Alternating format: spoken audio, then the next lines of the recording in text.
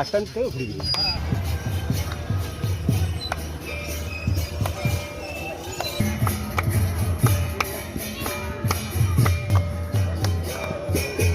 ঠিক আছে।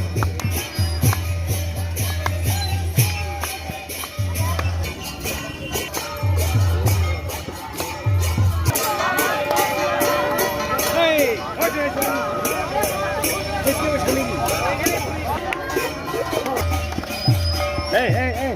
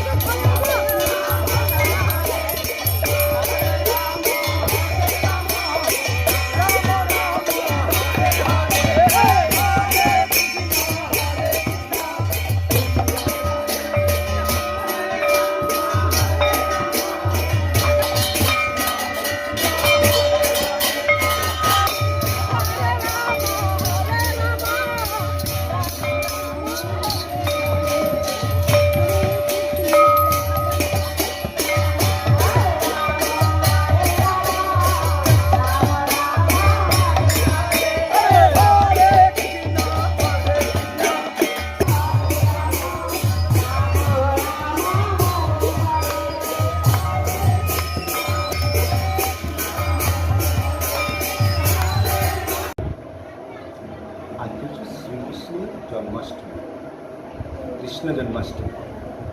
আজকের তিথিটা পবিত্রতার সঙ্গে সর্বত্র পালিত হচ্ছে। বীরভূমে এই যে গীতা ভবন, আজ থেকে 35 বছর আগে এই গীতা ভবনের প্রতিষ্ঠা হয়েছিল এই জন্মাষ্টমী তিথিতে। শ্রীকৃষ্ণের জন্মাষ্টমী উপলক্ষে প্রতি বৎসরই আনন্দ সহকারে পরপর দুদিন গীতা ভবনে উৎসবটা পালিত হয়। প্রতিষ্ঠা দিবসও আমাদের হয়, যেহেতু এই দিন প্রতিষ্ঠা হয়েছিল, তাই আমরা বলি গীতা ভবন সমাবর্তন উৎসব।